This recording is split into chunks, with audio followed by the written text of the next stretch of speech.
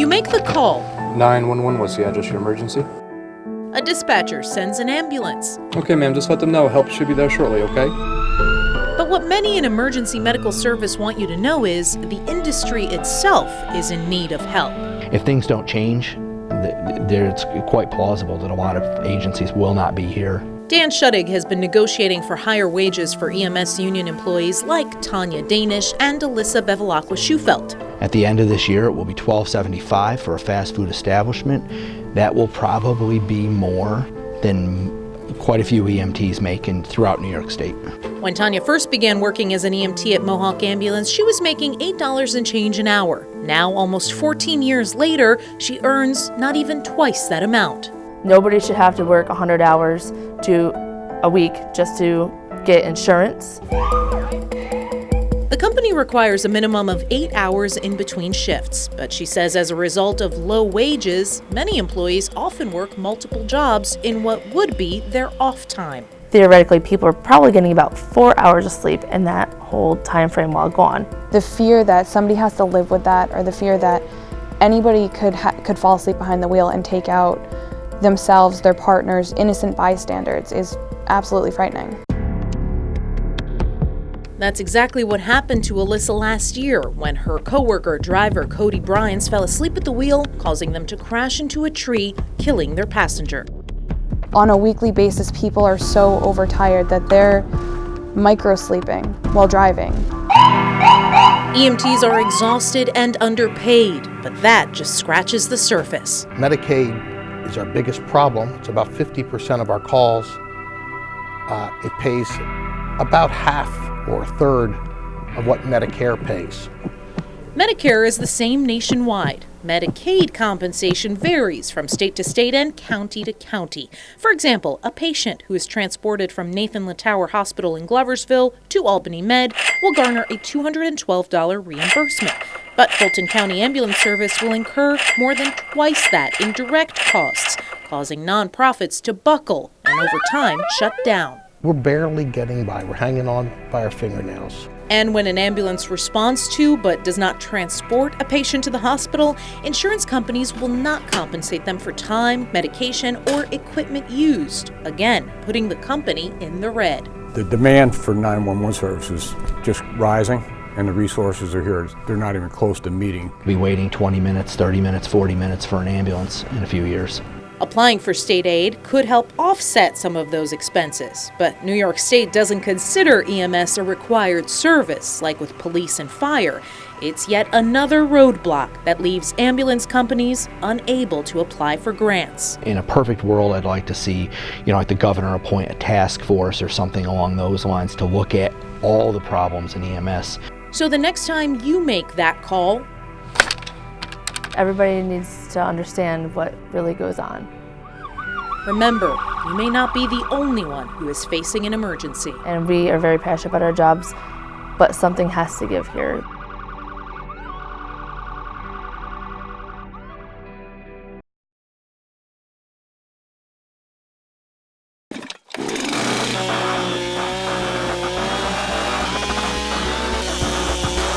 Watching Sarah Vitavich work is like watching a rock star play a guitar.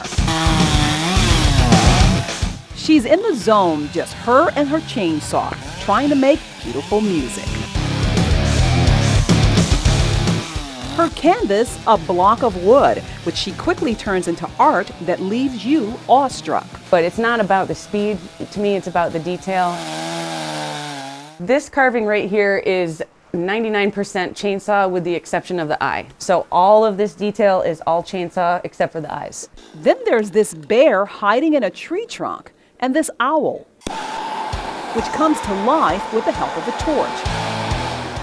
A self-described outdoorsy type, the Adirondack woman wanted to become a nurse, but after attending a craft show, her life was changed forever. Chainsaw carver there, and I was pretty intrigued by the process, and I watched him all day. She was more than intrigued, she was hooked. First thing that attracted me was the chainsaw, because it's a dangerous power tool, and it's loud, and it's kind of obnoxious, and you don't think that you can create art with this tool. It's a really cool art form. While Sarah makes a living full-time, starting out she didn't come across many women in this male-dominated art form.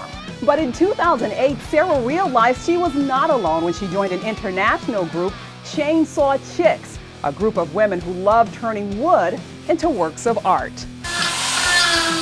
And I didn't even know that there was other girls that were chainsaw carvers, let alone that there was a team of them that would compete. Nor did she know just how much she'd be breaking down gender barriers and serving as an inspiration to women and girls. I mean, even little girls come up to me in the middle of a demo and they're like, I didn't know that you could do that. I didn't know girls could do this, and it's pretty cool.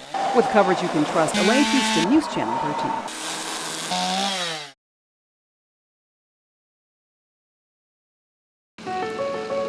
If you have normal color vision, you take this for granted. For colorblind people, the world can look more like this, somewhat drab, a little dreary. Because this is just normal. I don't know what it's supposed to look like. 46-year-old Michael Desjardins is colorblind. So is 38-year-old Pete Barron, who's never understood his family's fascination with foliage and sunsets. They like go out there every night, look at the sunset, they love it, and I'm always like, you know, it's a sunset. And then there's 13-year-old Austin Douglas. My parents saw like bright colored fire trucks and they said it was nice, and I didn't know what it was like to see.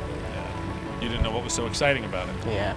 About 8% of men, or 1 in 12, are colorblind. For women, it's 1 in 200. All right, that guy, what color is his jacket? Green jacket, white pants. Unfortunately for Logan Sheridan Walters, she's that one. Yep, it definitely looks brown. The 26-year-old has resigned herself to a mostly black wardrobe and says driving can be dicey. When I approached a traffic light that was on its side, I didn't know what to do. Michael occasionally struggles with graphic design and at dinner time.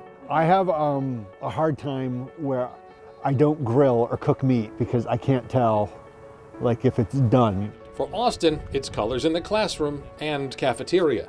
What about ketchup? Yeah, it looks like brown. Does it? So I don't know if it's barbecue sauce or ketchup. Is there something there? There is something there. What is it? That would be 42. Really? I am also colorblind, and Susan Moret of DiNapoli Opticians explained why. We have these neat little things called rods and cones. There are basically 3 different types of cones that pick up color: red, green, and blue. For most colorblind people, those red and green cones overlap and wind up blending things together, a condition people have just had to live with, until a company called Enchroma introduced color correction glasses. The science behind the Enchroma glasses are special optical filters. Kent Streeb says those filters can correct much of that red-green overlap and restore close to normal color vision in about 4 out of 5 colorblind people. We wanted to see if the glasses would work for our colorblind viewers, so Enchroma sent us a few boxes of the glasses, and we invited our friends here to Albany's Tulip Beds to try them out. As family and friends watched, I handed out the glasses. Logan already had a pair, and it was time for the test. All right, put them on.